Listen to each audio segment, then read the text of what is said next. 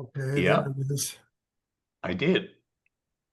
Well, good. Huh, that's Well, strange that it, welcome all. This is the last ATIC board meeting of the year. We take our December off as we do August, so that'll be a wrap. Um, First thing we'll do is some introductions, and I'll start with the officers, then board members, then associates and guests. So I'm Mark Goldstein, International Research Center, chair of ATIC, on the Gazelle Board, on the Tech Council Board and Executive Committee, and other ne'er-do-well roles in the tech ecosystem. Henry. Henry Goldberg. I'm vice chair of ATIC, and I'm an independent consultant. Oris. Oris Friesen, independent consultant, and I'm secretary to ATIC, and I'm also involved in a number of other activities like Gazelle. If I think Gazelle is still alive. And anyway, I'm also acting as I was acting as the ST representative, but there's another person who will introduce herself. I started the meeting, that's why my icon, my avatar shows ST. ST. Nan Williams is on some long-term holiday travel, and Yeah. we're still using her Zoom because that's the one we traditionally use and people are used to. So next, Ron Schott, please. Ron Schott with the Arizona Technology Council and ATIC Treasurer. And John Kelly. John Kelly with Tri-Advocates. I guess I am a dependent consultant because I'm part of Tri-Advocates. And that's all I'm going to say about that. And ATIC lobbyist, our fifth officer. All officers are here. And so next, Andy Phelan. Hi, Andy Phelan from Ascend, and I am a board member. Thank you. Thank you. Holly Henley. Holly Henley, state librarian and ATIC board member. Thank you. Jerry Crow, you made the party. You're our quorum, Jerry. Go ahead. Well, excellent. Thank you. I'm a retired independent consultant and network security, and also for at least 2 more months, chair of the IEEE Computer Society Phoenix chapter. Audrey Skidmore is going to take over at the beginning of the year. So. Oh, okay. And we're having our December meeting in about a month from now, and Mark is going to be our presenter at that meeting. So. Right, I just sent you an email about an hour ago. Okay, excellent. And then someone we haven't met before, but proxy today for Nan Williams and Astia is Elaine Murphy. Elaine, would you introduce yourself? Hi, I'm Elaine Murphy. I'm the current president-elect for ASTI, and I'll start office in June as the president. So I'm just here for Nan while she goes and travels the world. And you have a job in the education community? I do. I am a site technology coordinator for Vail School District Small Programs down in Southern Arizona. Oh, excellent. So you're based where? In Vail, Arizona. Vail. Okay. Yeah. Great. I think that's all the officers and board members. So Mala, please. I'm Mala Muralidharan. I'm the state E-rate administrator for public libraries. I also represent the state on the E-rate task force, ALA's E-rate task force, and on Shelby, the school's health libraries broadband coalition. Excellent. Steve Peters. I think you all know who I am. I'm Steve Peters. I coordinate the AZBSN, Arizona Broadband and Digital Access Task Force. And Andy Ridley. Good afternoon, all. Andy Ridley with Win Learning, which is the exclusive authorized administrator of the National Work Readiness Credentials, which includes a digital skills credential. And your job title again, Andy, is regional manager? Oh, and job title, yes, Regional Account Representative. Yeah, okay. So let's see, we need to do the agenda and the minutes. So let me share my screen a second.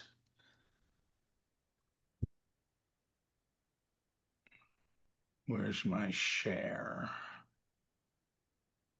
Here it is. Share screen. Share. And I'll go to here. So here is the pretty normal agenda. I'll entertain any comments and then a motion and second to approve. Can I get a motion? I move. Henry, thank you. And a second? I'll second. That was, sorry, John Kelly. John, thank you. All in favor, say aye. Aye. Aye. Any opposed? Then the minutes were transmitted over the last couple of days and are posted here on the website and also in a page where we keep all the minutes for the last several years here. I'm about to publish a 2026 schedule, and you'll see those dates come up pretty soon. So any comments or corrections to those minutes as published? Hearing none, again, entertain a motion in a second, please. Andy Phelan, I'll motion. Andy moves, and a second. I second, Jerry. Jerry, thank you. All in favor? Aye. Aye. Any opposed? Okay. Ron Schott, you're up with the treasurer's report, please. Okay. Well, in our checking account, we have $572.83. And in our savings account, we have $3,583.49. And the total of those two is $4,181.32. And best of my knowledge, there's no bills outstanding unless, Mark, you've got one that you haven't sent. Yeah, I may have. Steve, that reminds me, Steve Peters, you sent me a notice that they were about to charge my credit card for a renewal of Weebly, but I don't think you sent me the receipt for the transaction, if you would. I'll have to check, Mark. I don't remember seeing the receipt, but I will check Okay. and see. So yeah, Ron, there'll be an annual $140 to Weebly and maybe another domain registration, $25. So probably have 165 outstanding. I'll talk about fundraising when we talk about board membership and action items. But our biggest annual expenses are our officer and director insurance, about $1,000, and our tech council membership of about 500. Beyond that, it's just a very small phone bill and other very minor expenses. So $4,000 is really enough to cover only about 2 years of operational expenses. That is down. There were times that we were closer to 35, 40,000. We did support AZBSN in its infancy quite a bit, and otherwise spend some money over time. But the 4,000 or so is not a lot of cushion, and that gives me some motivation to work on that. Any other comments or questions on finances? Okay, so membership considerations, I don't really have anything new this month. Um, been quiet on that front. Just Oris and Henry, I'll suggest we start thinning out some of the details about people, the long list of people contacted in the past. Beyond that, if anyone has specific comments or suggestions about, I really do want to go after Tracy Morgan's new person, see if we can get some native representation and some other people that are on that list. So between now and the end of the year, I do intend to do some additional outreach that's targeted, not a blanket to all those people. But anyone else have comments or suggestions on the board membership front? Okay. Mark, Yes, Mala. Punch is back again in ASU, and with a new department on AI and stuff, maybe we could invite someone from his office to join ATIC. And sorry, who is that? Punch. Punch Sethuram, you know him from Punch. Panchanathan Oh, Ponch. Sethraman. yes, Ponch is back at ASU? yes, he is. Oh, that's exciting. That's I didn't hear fantastic. I that. didn't know that. Right, We right. do It's have on LinkedIn. We do have Dario Salas from ASU active and have to see the relationship there. Of course, we love Ponch. For those of you that might not be aware, he was really dean of engineering at one point. Oris and I knew him from when he headed computer science, but then Michael Crow made him kind of a high level thinker and activator at ASU. But President Trump, in his first term, I believe, appointed him to a 7-year term heading the National Science Foundation, which was a enormous, feather in his cap. But he did resign before the end of his 7-year term, just before NSF was somewhat gutted and realigned by this administration. But Ponch is great. I need to reach out to him in any case. Thank you. As to the broadband provider working group, we're meeting Friday. There's 16, 18 people last time I checked, which probably says we'll be somewhat over 20, 24-ish come Friday on site or virtual. Probably only half of them are actually providers. Others are interested in provider issues in that community, and that's fine. So we do thank Kirk Bush for basically sponsoring and hosting that event at his conference. It does cost them real money to do it, to provide AV and other hosting facilities and services for us in a breakout room. And so that's a boon that we get from that board member. We do have Nick Kroloff speaking. Nick Capozzi. Capozzi. Why? Yeah. Kroloff was someone else I knew. Sorry. And he worked for the governor at one point too. Nick Capozzi, thank you. Our state broadband director will be making an appearance. He wasn't sure whether it was on site or virtual. And I know Rory Conaway, one of our board members, will make some provider remarks, and I'll see what other people in the room I enlist for some initial remarks before we go into a discussion. Then the outstanding action items from the board meeting were really related to that and broadband provider engagement. So I tried to refresh my spreadsheet of 150 providers by name, affiliation, and other details, and was spinning out on that. So I really just used our entire associate distribution list, which included all the providers I'm aware of.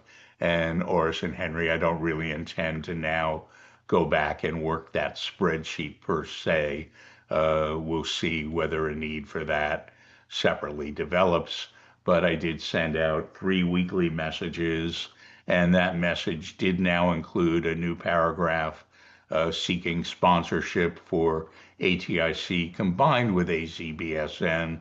And I've now also embedded that message in the general board announcement messages. And so that's kind of my fulfillment of the action item.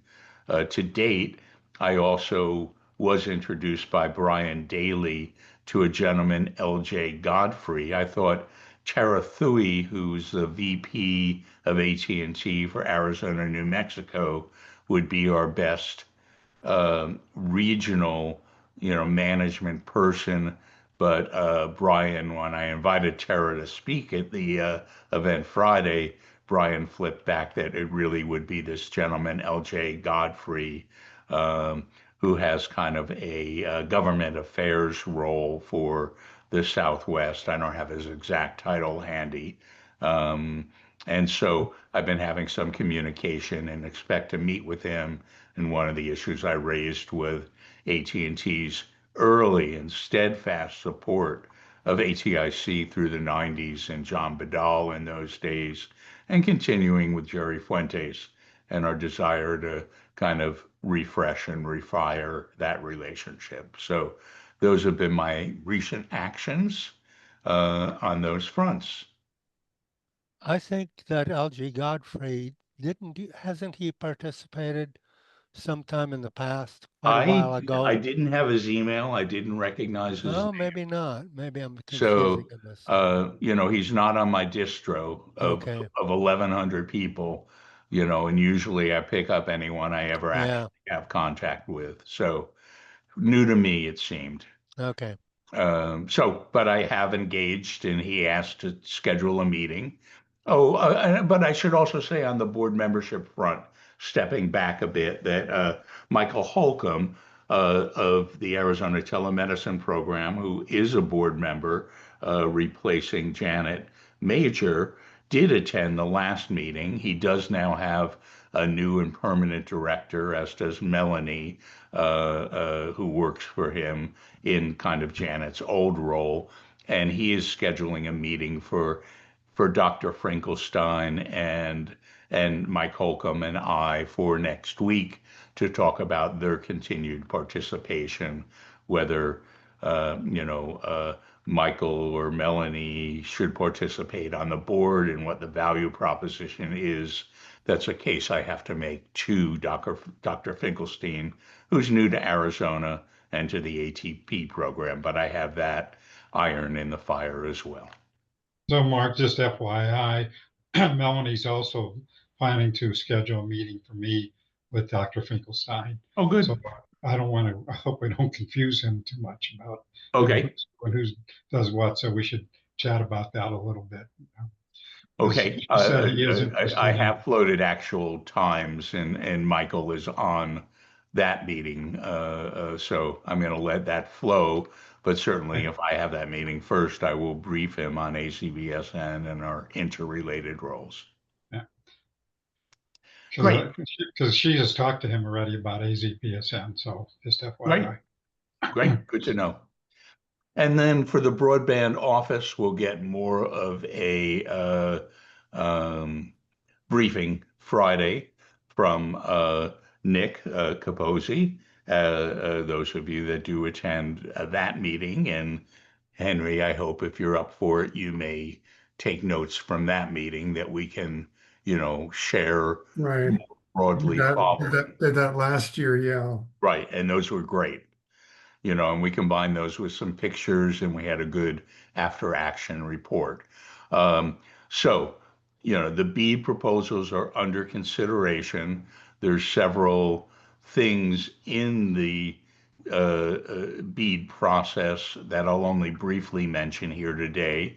One is that there is a informal, earlier secret, but now known threshold of pain for NTIA about cost per BSL, cost per broadband serviceable location or household that they wish to stay below for each state. And it's set separately for each state.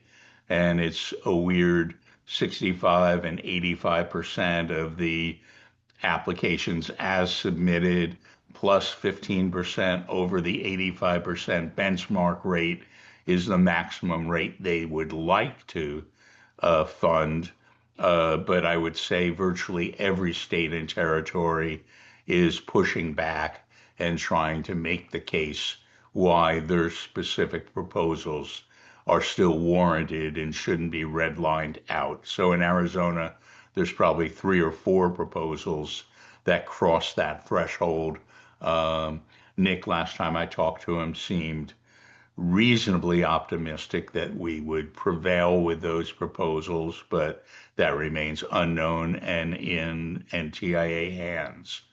Also, there's a new push by NTIA for states and territories to sign a pledge regarding certain matters, such as that they wouldn't take OPEX contributions from any federally derived funding source for the networks that BEAD will fund, and a variety of other conditions, some of which seemed somewhat onerous in the ISP community.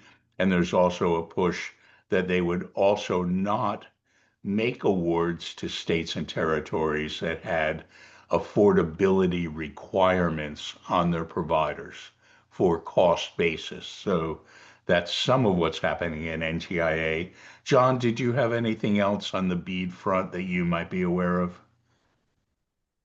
Can't say that I do. Okay.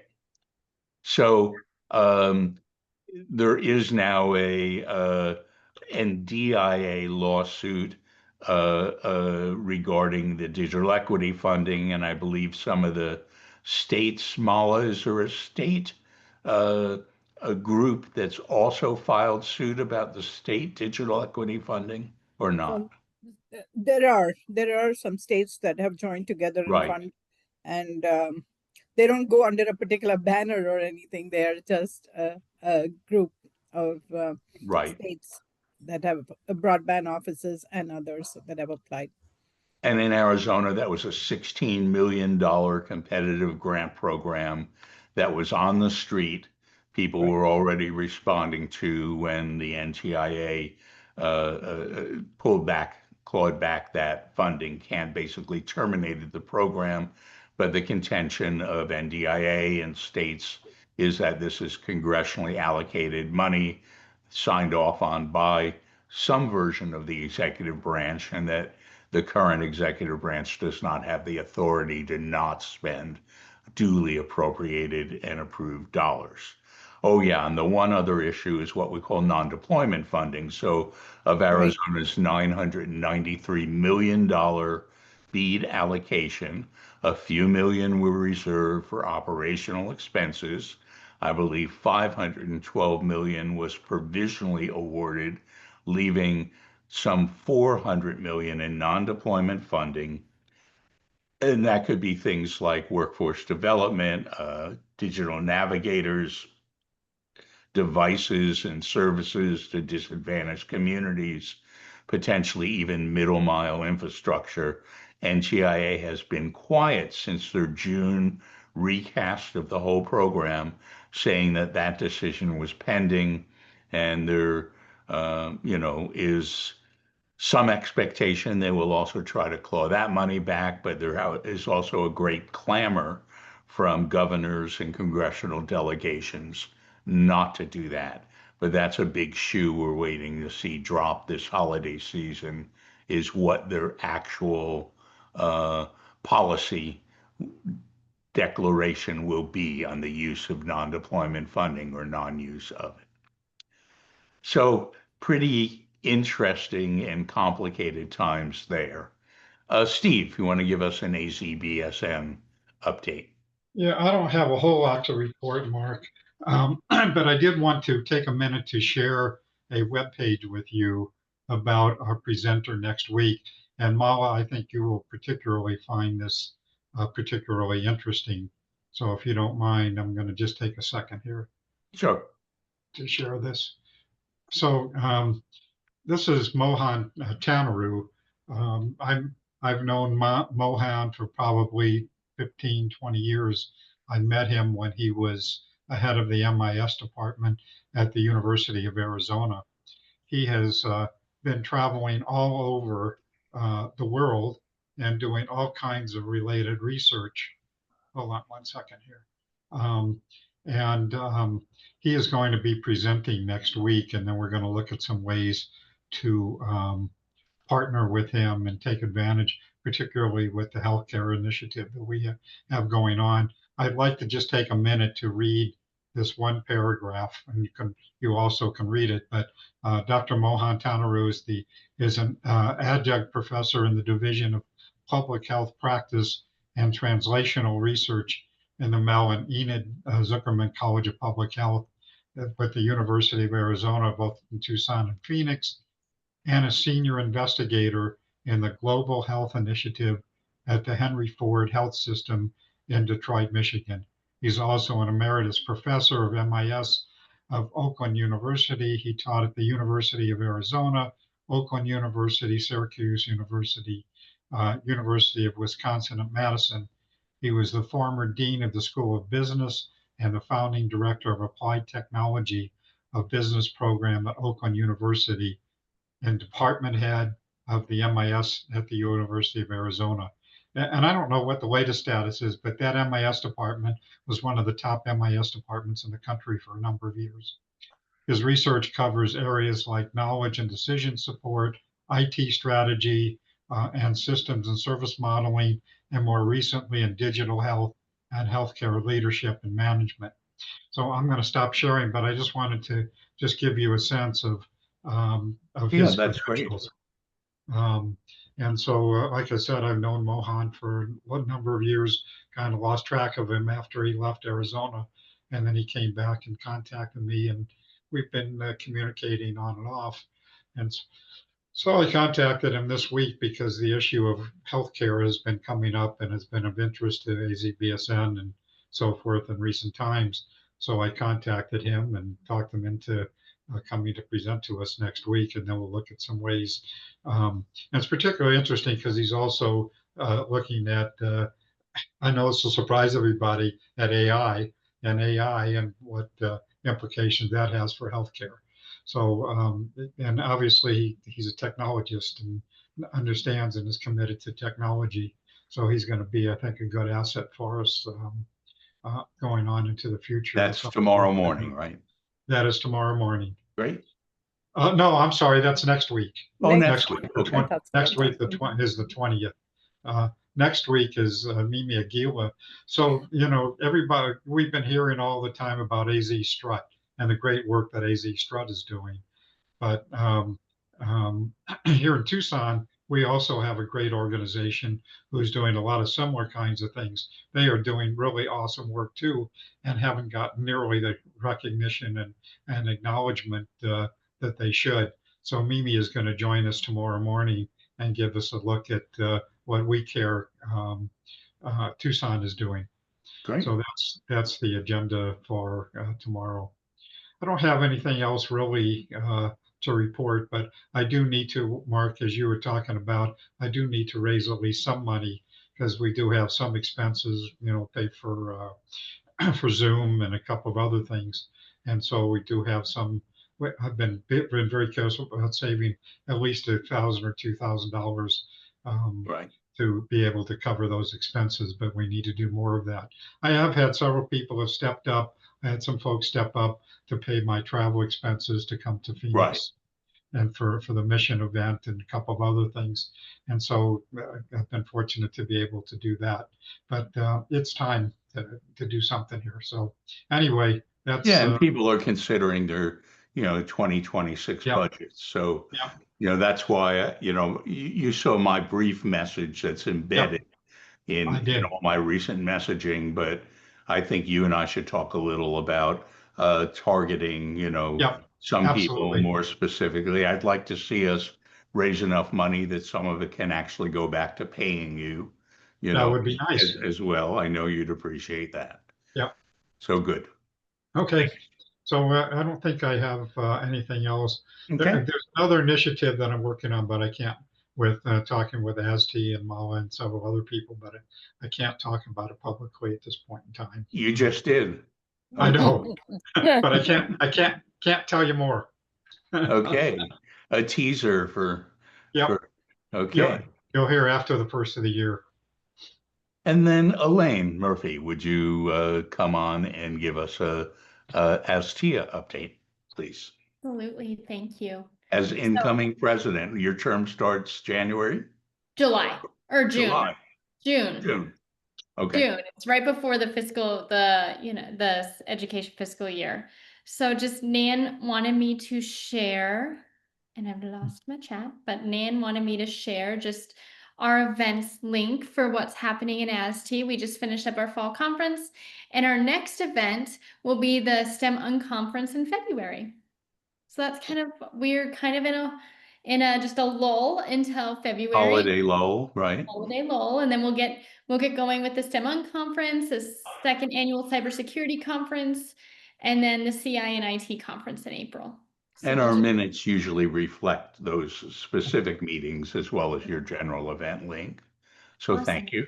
How was the fall conference for you then? It was wonderful. We had over 90 educators between ed tech coaches and CIOs, CTOs, and everything in between. And so it was a really great event to just come together and talk. We had our keynote speaker was from the University of Arizona and kind of linked in how technology is working with sciences. So it was a fun way to kind of connect it all together.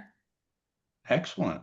So Elaine would like to include you with our AZ. I don't know if Nan's talked to you about AZBSN, the Arizona Broadband and Digital Access Task Force. We meet every Thursday morning at 8 o'clock. We have I think all the people on this call who participate in that, as well as many other people. We do everything on updates and programs that are going on, updates from the broadband office and so forth. And I am reaching out to the Arizona Rural Schools Association, which you may know, they have a new director now. And so I'm reaching out to him, as well as we just had the president of the National Rural Schools Association meet with us, and we're looking at some ways to partner with them. And so obviously we want to make sure we're also in sync with you guys. Who's the new director, Steve? Pardon? Who's the new director of Rural Schools? You're going to ask me that, and I can't remember his name offhand, but I have it, and I will share that with you if you want more. Thank you. So he just started, I think, about a week or so, John. I left him a phone message, but I'm sure he's getting his feet wet and trying to figure out who's doing what to who. But I think we may want to look at a number of possible partnerships and relationships with them. Great. That is one of ASTI's goals this year, is really to hone in on the rural schools and try to see what support we can provide to them as well. So that's interesting. That's awesome. So we should probably get acquainted offline, Elaine. Nan and I, we've known Nan for many years, but yeah, we should probably get connected also. Awesome. Yes, definitely. And Elaine, if you don't mind, perhaps put your email address in the chat. Okay, will do. Thank you. And now Holly and Mala show. Library report, please. Are you going first, Holly? No, I'm going to turn it over to you, Mala. Oh, okay. Thank you. We had about 29 waves of E-rate funding that has been approved and committed. It's about 47.7 million. That's still not even halfway to what we have applied for. And it's already almost 6 months into this funding year, five months plus into the funding year. We're still awaiting decisions, but at least USAC is functioning. FCC, of course, is on shutdown, and hopefully they will open soon. So things like appeals and waivers and all that are still waiting Right. for FCC decisions. And the same with anything that has a deadline, like our eligible services list for 2026. The deadline was 15th of October, but that has been pushed to after the government shutdown, opens up, after the government opens up, and it probably would be the day after or a couple of days after that. We don't yet know. They will make the announcement on their website, which I have bookmarked and I'm watching. Of course, there's been a lot of repercussions about the bus Wi-Fi and the hotspots program. Luckily for us in Arizona, Mission Telecom and AZ Strut have both stepped up to provide low-cost options for the anchor institutions alone. And they will provide them at the rate at which they would have got it if they had applied, if E-rate had, USAC had approved them through the E-rate program. So if they were at a 90% discount and they were only going to pay 10%, Mission Telecom will honor that 10%. So that's on the hotspots front. Also, Steve, you didn't mention anything about the My Healthy Broadband, so I will. No, I did not. So I will. Steve participated, of course, along with Lucy Howell, the partner in Force for Health. They have a program called My Healthy Broadband, where they do live broadcasts the first Thursday of every month. So this is the second of the broadcast, the live broadcast, and Kerry Foot from Telemedicine, Southwest Telemedicine Group was participating. So did Steve and Heather Floyd, who we all know. All of them participated in, and I was in the audience, of course. That's how I know it, right? I was following along in the audience and posting questions on LinkedIn and other areas where it was live broadcast. Kerry Ford talked mainly about connected communities. Connected communities are healthy communities, which is again what Professor Mohan also a long time ago mentioned. Connected communities are healthy communities. I think that looks like a sticker that could go at the back of the car or something like that. Heather Floyd also talked about connectivity through collaborations, and mainly collaborating through libraries, schools, and other anchor institutions. The anchor institutions as defined in our first BEAD program, Boys and Girls Club, senior citizens, meeting places, and, multi-dwellings and places like that. Kelly Mukherjee was also there. She talked about let's keep working as one to stay connected. Let's get our stories out. So that was her contribution to the broadcast. And Steve talked about how do we get the resources to people? How are we going to outreach to them? And what is the best way to do it, especially when funding is so uncertain? And how, could we do it through faith-based organizations and through schools and libraries, which are already outreaching to communities on other things. Lucy Howell summed it up saying, repetition is key to getting the message across. So as many times and through as many organizations as we can, let's keep promoting it. Let's try to get as many libraries to be telehealth access points, with or without funding, through other funding that we can get.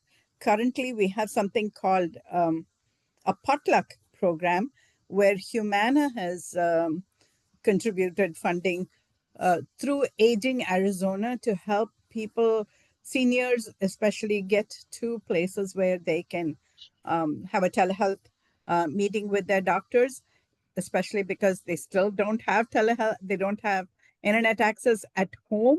So so Humana has provided this funding. They're working with Valley Access, so to get their vans that are out of commission to get back on the road.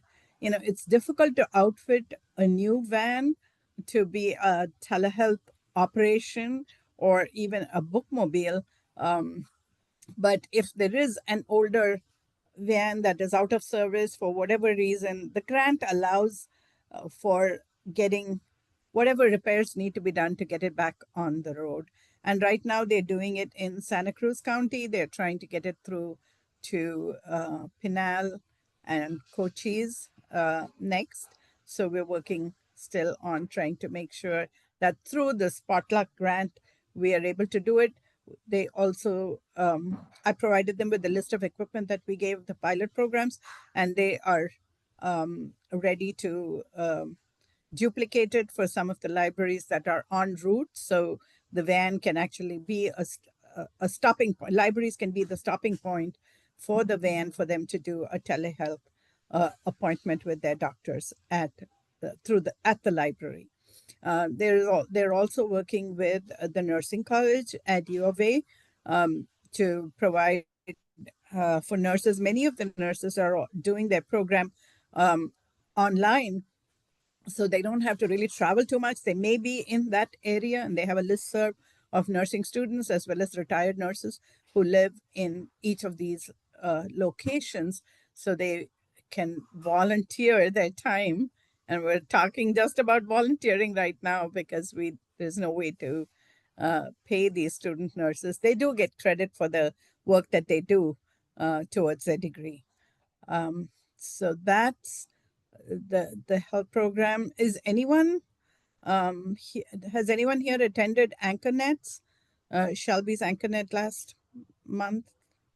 And would they like to talk about it? Otherwise, I can do a very, very quick summary, although I could not make it to the conference. I did follow up on the members portal and through the presentation slides, and I can give you a short summary if no one else is prepared to do it. Sure, briefly, please, too. Okay, very, very briefly.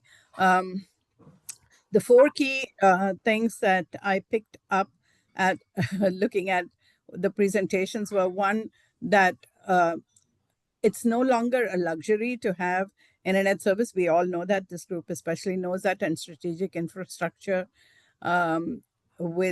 brings sustainable results. It is clear that many of the forward-thinking institutions are treating broadband not as an IT cost, but as a strategic asset for the whole organization.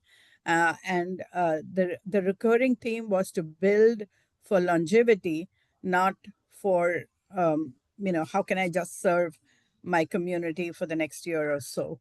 So it is commitment to sustainability, commitment to maintenance, planning for future demands, especially future demands that are technology heavy, like AI, edge computing, private networks, for example, and doing it sustainably through libraries and schools as anchor institutions to build the fiber ring and redundancy to embed Wi-Fi enabled programming, especially for the underserved.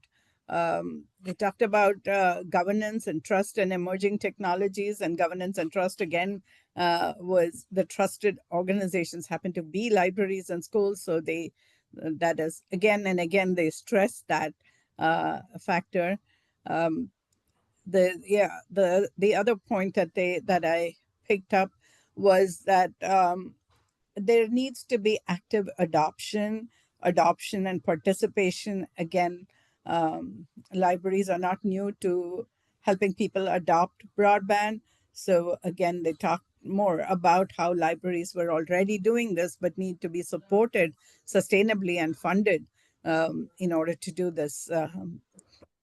And navigators came up several times in the conversation. The last thing I want to talk about is that they talked about USF reforms, which again, we've talked about on this forum plenty of times. Not to leave it to chance, not to leave it to congressional appropriation, but to find a sustainable way. There were many suggestions, some of which we have discussed here before, but working through the congressional delegates and their staff to try to provide a practical action plan for sustaining USF reforms. So that's in a nutshell, AnchorNet's 2025. Thank you. Mark, can I just add a couple of things? Sure. AnchorNet was an in-person event, so obviously I wasn't there. Since I'm not a member, I couldn't listen to the follow-up. But just a couple of things about that organization is really important because they talk a lot about anchor institutions and the importance of anchor institutions, including community colleges. And so I think there's going to be, and I've said this before, they really have to look at that.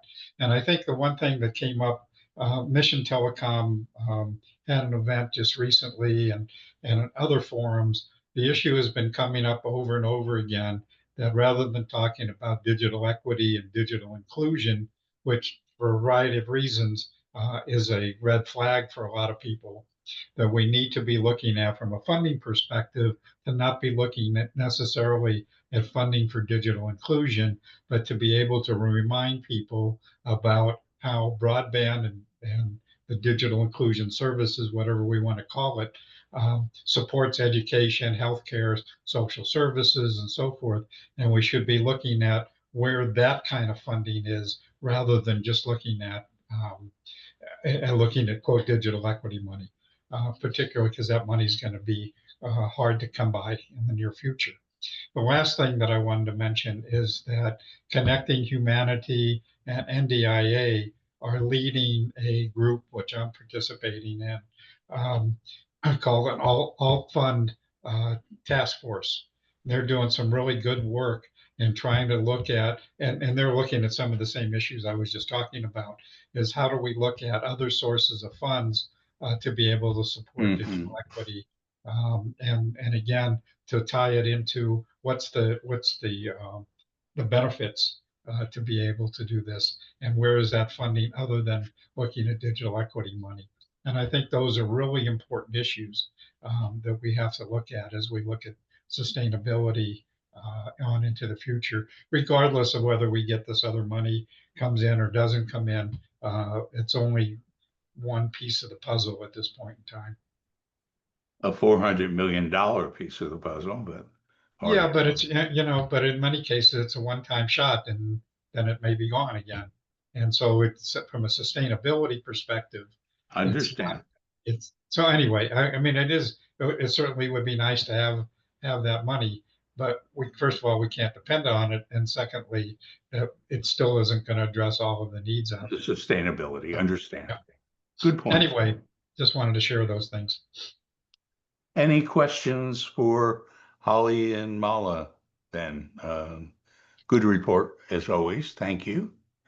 John Kelly, state especially, but anything state and federal you'd like to focus on today? Sure. A couple of things. We've talked about the digital health and broadband and all that stuff. The state of Arizona just submitted their rural health transformation grant application last Thursday. Right. And so that is now available. I have a copy of it somewhere. I can put it in the chat maybe later when I'm a little bit better organized.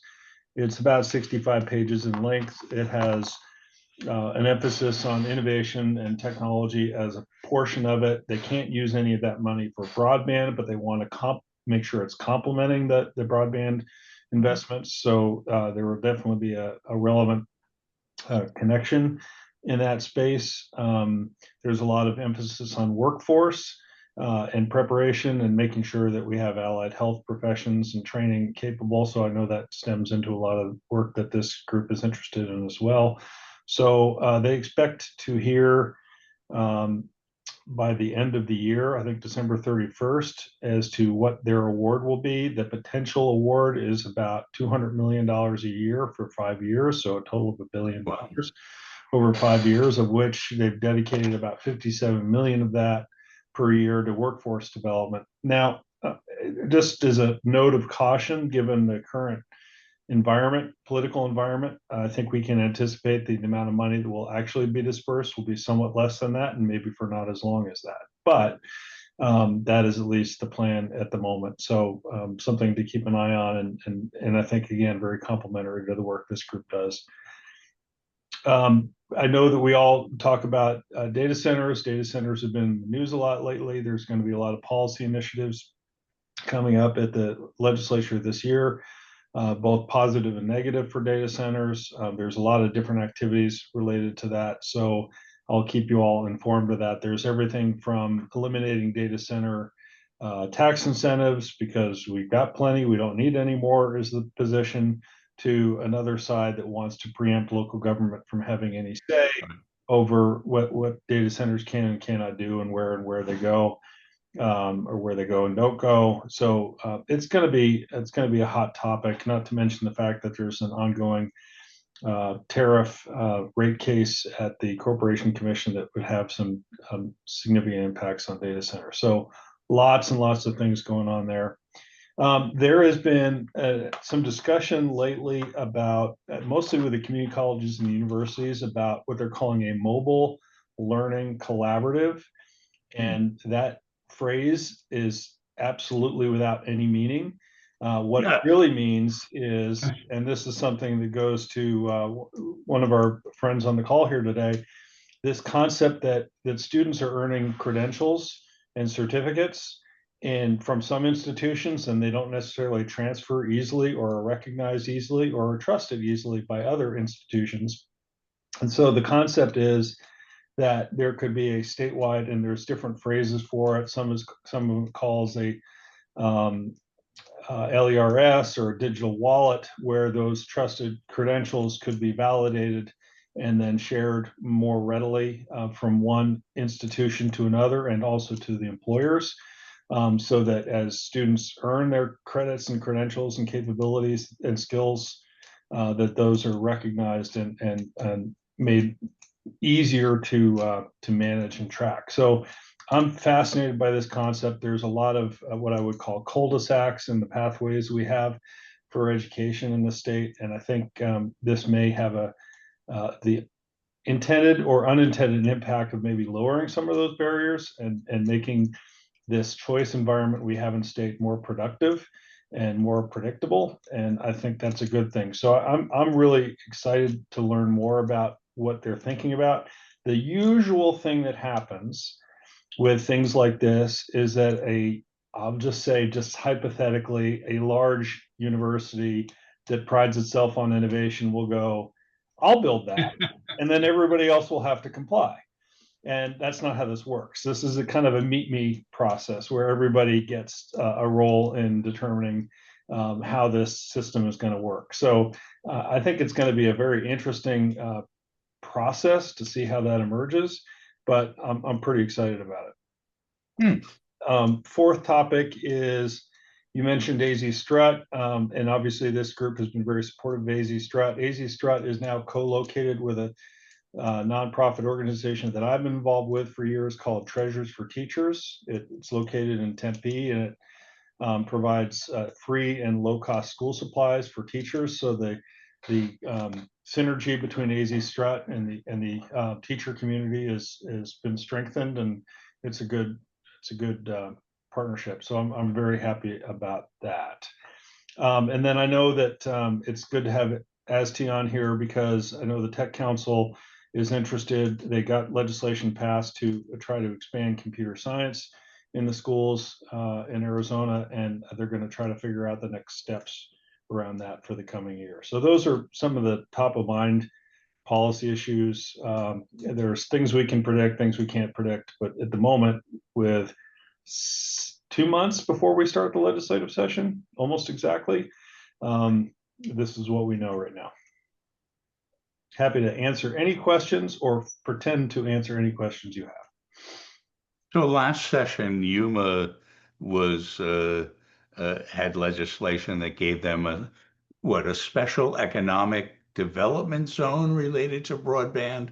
Yeah, some sort of a broadband authority. So it allows Yeah. Would you explain that what that was and whether that has any legs for other geographic rural areas? Good question. That was a Senator Tim Dunn initiative, and I don't have the details on that at hand right now, Mark. But Dunn, obviously, the Yuma area has a very sophisticated group of ag users of technology. Their broadband appetite seems to be endless. The more you give them, the more they want. And so they really wanted to create some sort of an entity that would allow them to raise money, spend money, and attract more broadband for that particular industry. So I think that's the intent. I don't know where that stands. I can certainly check in with him. Tim Dunn is very pro broadband. He's been very open to us. He chairs the rural caucus at the legislature, so he's very influential on these kinds of matters. But I can certainly follow up if people want to know more. And just so you know, I've at Steve Zylstra's invitation, I've been having conversations with Representative Cavero on broadband. She seems to have taken an interest. She's I briefed her once and had numerous exchanges. She's responded to attend our Friday session this week, and that just leads me to wonder whether some broader, we've talked about, broader legislative education or engagement in the new session might be something we consider. Good. Oh, and there's no money, by the way. Sorry, no money for anything. For anything, right? For anything. Mark, are you aware of, Mala, maybe you know, if I remember correctly, I thought I saw a bill that has been, this is federal, not state, Mark, John, but to refund the Reconnect program specifically related to healthcare and telemedicine. Did I see that? I did see, and I didn't dig into the details, that $109 million was appropriated for USDA across programs that would include Reconnect, Community Connect, and the Distance Learning and Telehealth program. I believe that 109 will be spread across those three programs, if that's what you're thinking of. It might be, Mark. I'll have to go back and check. Yeah. That may be what that is, at least, I mean, it's a lot less money than those programs have had in the past, but it is something, right? Yep. Considering that they originally, I thought, had planned to do away with all that funding. Right. So there also was better than nothing, right? There was a bipartisan House bill that's probably stalled out, but would kind of reauthorize the Middle Mile program at NTIA, which was $1 billion program that I led several award applications from. There wasn't funding attached, but because of the original legislation, this legislation would expand the time frame with the intent of funding a refresh of the Middle Mile. And again, as John says, who knows how much money will eventually be able to move into these programs, but there was some effort to refresh and reinvigorate Middle Mile authority at the NTIA as well. Hey, John, will you be available after this call for us to chat for a couple of minutes? I've got back-to-backs right now. Okay. So Steve, maybe later this afternoon. Okay. And then just briefly, here are some meetings. I know Ron and I don't know if any of the rest of you will be at the Governor's Celebration of Innovation this very evening.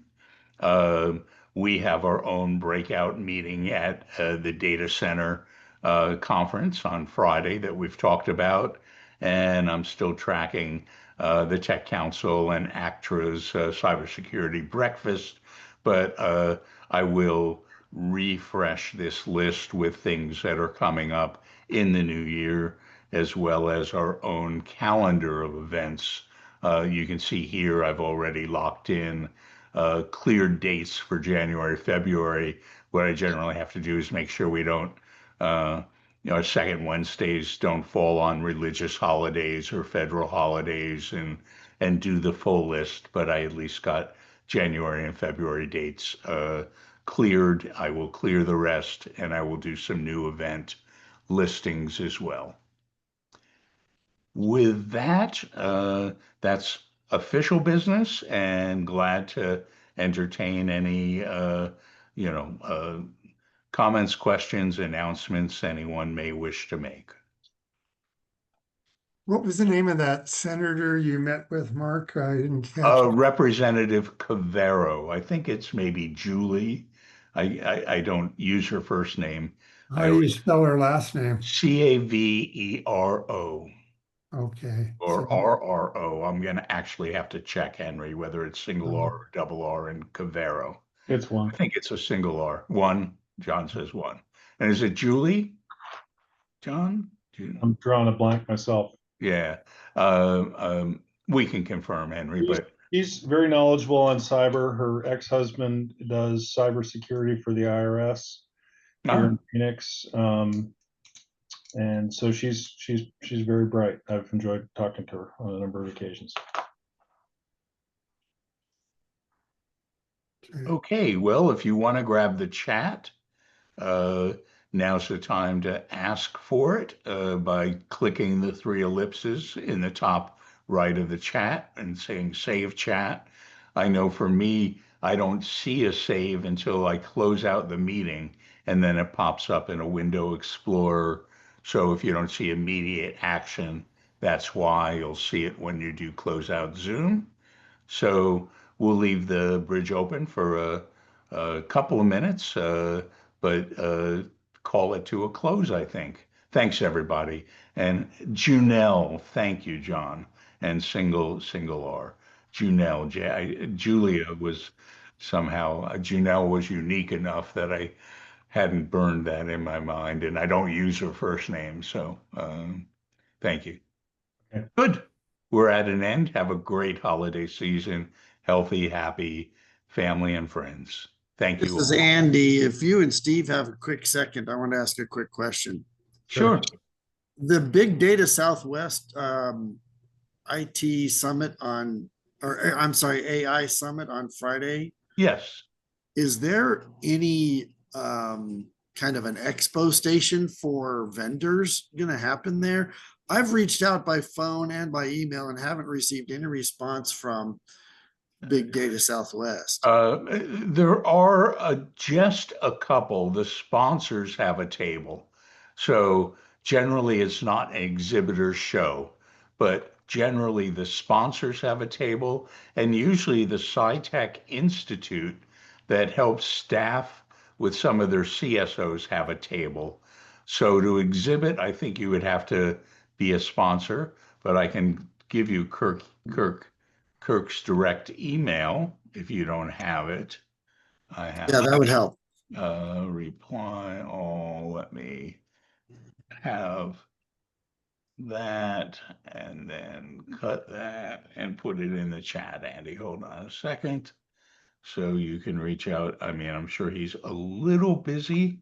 Tomorrow's his golf event day, and that's followed on Friday by the whole conference. But I just put Kirk's direct email in the chat. Got it. Thank you. Big Data SW. All right. So Andy, just to pick up on that. So just at least in past years, there's only been like 2 or 3 exhibitors that were sponsors, and that's really it. There isn't a big expo area. There's not really a trade show kind of component to it.